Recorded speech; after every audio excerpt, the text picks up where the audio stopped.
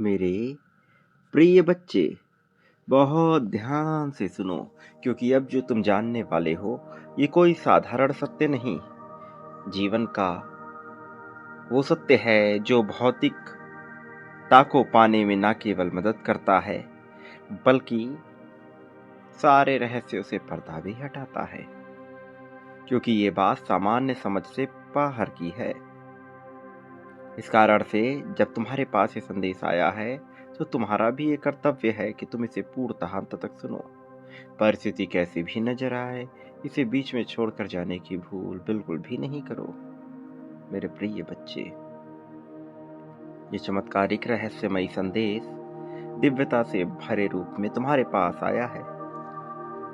मेरे प्रिय, लोगों को लगता है कि धन मेहनत से आता है, या किस्मत से, या फिर चतुराई चालाकी से आता है। लेकिन वास्तविकता में ये सच का एक बहुत छोटा हिस्सा है। ये पूर्णतः सत्य नहीं है।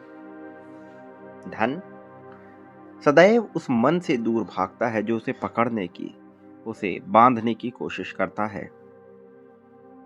और धन उस मन के पास ठहरता है जो डर से पूरी तरह से खाली होता है। जिसमें डर नहीं, वहां धन ना के टिक जाता है। ये कोई दर्शन नहीं, ये जीवन का नियम है। नियम जैसे ब्रह्मांड को चलाने के लिए होते हैं, नियम जैसे अलग अलग तथ्यों को समाहित करने के लिए होते हैं। जिस व्यक्ति के भीतर कमी का शोर होता है, मुझे चाहिए, अभी चाहिए, वो चाहे जितना कमा ले, उसके पास धन टिकता नहीं। धन आता है समझ से। मेरे प्रिय बच्चे, समझो, जिस व्यक्ति के भीतर शांति होती है, कि जो मन, मेरे प्रिय बच्चे, शांति कि जो आएगा मैं उसे संभाल लूंगा, ऐसा सोचने वाले के पास धन खुद चलता हुआ आता है। ये चमत्कार सबकी समझ में आएगा ही नहीं। अभी तुम्हारी भी समझ से ये परे है।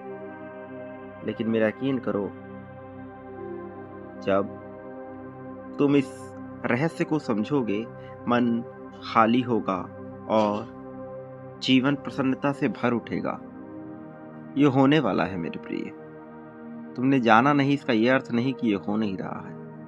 ये होने वाला है मेरे प्रिय बच्चे। बहुत जल्द तुम इसे समझने वाले हो, बहुत जल्द तुम इसे पाने वाले हो। चमत्कार इस तरह से नहीं कि आसमान से नोट गिरने लगेंगे। चमत्कार का मतलब है अवसर का दिख जाना जब बाकी लोग डर में अंधे हों। तुमने देखा होगा, कुछ लोग बिना शोर किए ही आगे निकल जाते हैं। न दिखावा, न घोषणा, न कोई हड़बड़ी। क्यों? क्योंकि उनका मन डर के आदेश को नहीं मानता। डर कहता है अगर ये नहीं किया तो क्या होगा। शांति कहती है जो भी होगा मैं मौजूद रहूंगा।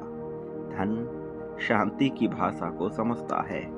जब तुम्हारा मन हर समय भविष्य में भागता है, तो वर्तमान तुमसे छूटता चला जाता है, और धन हमेशा वर्तमान में दरवाजा खटखटाता है मेरे प्रिय।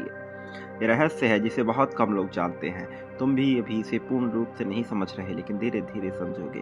तुम्हें धन को आकर्षित नहीं करना है, तुम्हें अपने भीतर की घबराहट को छोड़ना है। जिस दिन तुमने यह छोड़ दिया कि मुझे कुछ साबित करना है, उसी दिन तुम्हारी ऊर्जा बदल गई। और ऊर्जा बदलते ही परिस्थितियां अपना रूप बदलती हैं। लोग इसे भाग्य का बदलना कहते हैं, लेकिन ये मानसिक अवस्था का बदलना है। ध्यान दो, धन उसी के पास आता है जो नुकसान से ज्यादा संभावना देख पाता है। जो व्यक्ति हर फैसले में जड़ देखता है, डर को जोड़ देता है, वो अवसर काट देता है। और जो व्यक्ति हर फैसले में स्पष्टता जोड़ देता है, वह रास्ता बना देता है।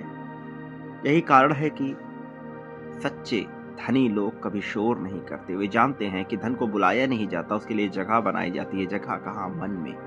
जब मन भरा हुआ हो शिकायत से, जलन से, तुलना से, तो नया कुछ घुस ही नहीं सकता। लेकिन जब मन हल्का होता है, तो जीवन अपने आप भरने लगता है। ये कोई कल्पना नहीं है, ये बार बार घटने वाला चमत्कार है।